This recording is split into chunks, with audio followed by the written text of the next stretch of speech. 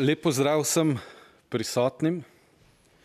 V koalicijskih poslanskih skupinah smo se odločili, da odredimo parlamentarno preiskavo o stanju, ravnanju, zalogah, naročilih in nabavah zaščitne in kritične medicinske opreme za učinkovito zoperstavljanje okužbam z nalezljivimi boleznimi ter delovanje institucij in nosilcev javnih funkcij v zvezi s pravočasno zajezitvijo epidemije SARS-CoV-19 za obdobje od 1.2.2020 do 30.4.2020.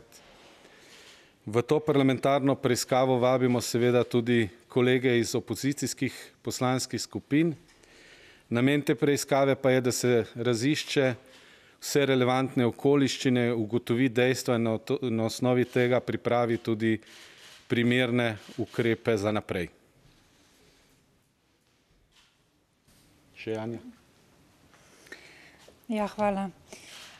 V SMC seveda podpiramo parlamentarno preiskavo, ker želimo, da dobijo deležniki priložnost, da argumentirajo in dokažejo svoje delovanje v zvezi z nabavo zaščitne opreme.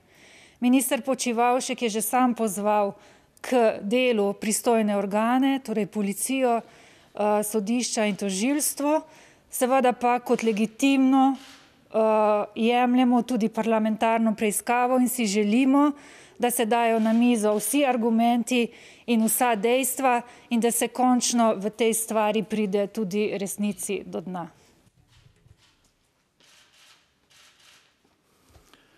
Lepo pozdravljeni, spoštovane novinarke, spoštovani novinarji. Stališče Nove Slovenije do parlamentarne preiskovalne komisije že nekaj dni poznate. Rekli smo, da bomo dali naše podpise, da Državni zbor odredi parlamentarno preiskavo. Dobrih 14 dni smo čakali napovedi opozicije, predvsem LMŠ, da vendarle pripravi zahtevo za odreditev parlamentarne preiskovalne komisije. Ker tega ni bilo, smo podpise dali danes. Tudi v imenu poslanske skupine Nove Slovenije, Krščanski demokrati, vabim k sodelovanju kolege in kolegice iz opozicije. Čas je in skrajni čas je, da se razprava o nabavah zaščitne opreme, ki je rešila mnogo človeških življenj, preseli v Državni zbor. Mi verjamemo, da mediji ne morete politikom dati dovolj minutaže, ker bi lahko pojasnili vse podrobnosti, ker bi lahko predstavili vse dokumente, ki so na razpolago.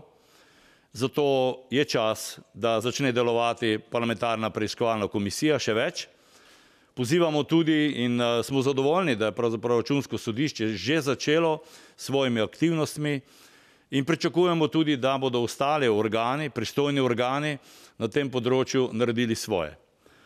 V Novi Sloveniji se ne bojimo nikogar. Naš cilj preko te parlamentarne preiskovalne komisije je en sam in to je resnica. Na tem mestu želim tudi povedati, da je v skladu z našimi vrednotami krščanske demokracije, človeško življenje neprecenljivo.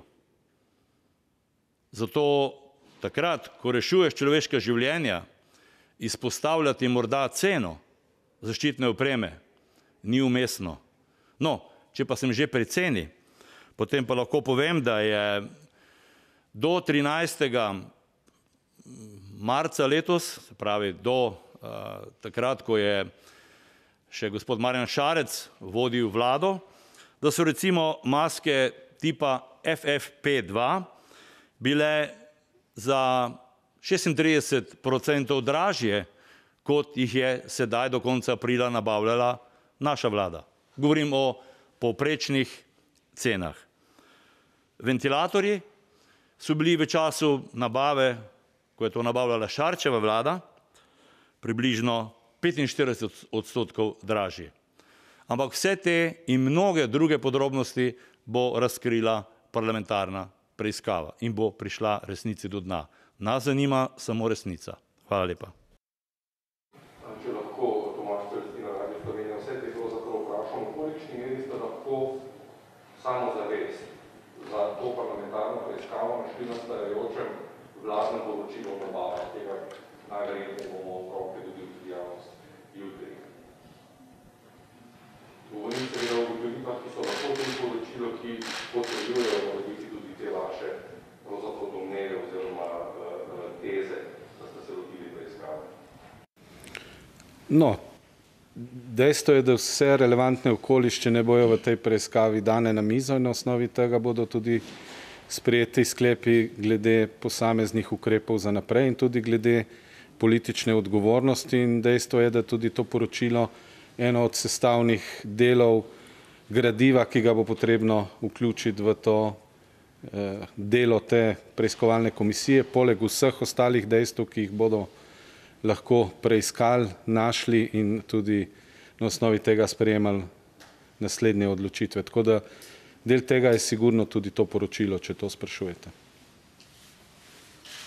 Ja, odgovor SMC je, mi tega poročila, same vsebine, ki je obravnavano še na vladi, nismo videli, ne vemo, kaj noter piše, smo pa v zahtevi za parlamentarno preiskavo, kot je že kolega povedal, navedli, da je tudi to vir informacij in podatkov za delo te preiskovalne komisije, ampak kot rečeno, tudi SMC se v tej zadevi ne boji nikogar in s to preiskovalno komisijo verjamemo, da se bodo razčistila vsa dejstva, vsi pomembni dogodki v zvezi z temi nabavami in tukaj opralo suma našega ministra. Zdaj, poročilo, ki ga omenjate, spoštovani gospod Celestina, podrobnosti mi ne poznamo. Danes o 5. začne zasedati vlada in bi naj, tako je vsaj načrtovano, to poročilo sprejela. Kar pomeni, da ga bo po seji vlade lahko brala tudi slovenska javnost. Gotovo bo to poročilo zelo dragoceni dokument pri delovanju parlamentarne preiskovalne komisije. Poznamo pa podrobnosti poročilo medresorske delovne skupine, ki pa je bilo sprejeto 30. aprila na dopisni seji vlade, ki je pozitivno ocenila delovanje medresorske delovne skupine in dejansko to medresorsko delovno skupino tudi razrešila. Ker prihajamo v neko, če hočete, mirnodobno situacijo, ko bi naj vse te nabave zaščitne opreme tekle nekoliko bolj normalno oziroma nekoliko manj hektično.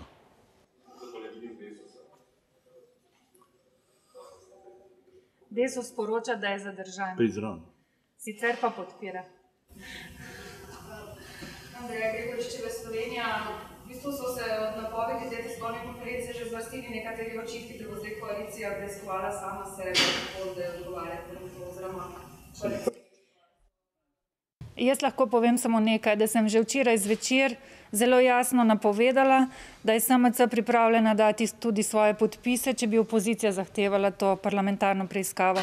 Ampak v maniri te opozicije, tako kot so 14 dni napovedovali interpelacijo, zdaj že tudi 14 dni napovedujejo to preiskovalno komisijo, v SMC pa smo mnenja, da je to treba opraviti čim prej in smo se odločili, da ne bomo več čakali. Najbrž ni potrebno, da stališče Nove Slovenije glede podpore kakršnikoli parlamentarne preiskovalne komisiji ponovim. Mi že nekaj dni zelo jasno sporočamo, da bomo dali podpise. Nismo omenjali, kdo naj bi bil pobudnik parlamentarne preiskovalne komisije. Smo čakali enostavno te pobude, tega teksta ni bilo. Kot pa veste sami, znamo zelo dobro spisati kakšno zahtevo za ustanovitev parlamentarne preiskovalne komisije, tukaj mislim na DUTB, kjer smo dobili praktično podpise vseh 90 poslancev, no razen enega. Mogoče še to, ni to prva preiskovalna komisija, ki jo ustanavlja koalicija oziroma je pobudnik, dejstvo pa je, da so preiskovalne komisije orodje Državnega zbora, kjer lahko sodelujejo vsi poslanci in z tega vidika je čisto vseeno, kdo pobudo za preiskavo da. Pomembno je, da preiskovalna komisija opravi svoje delo kvalitetno in na osnovi tega tudi sprejme primerne zaključke.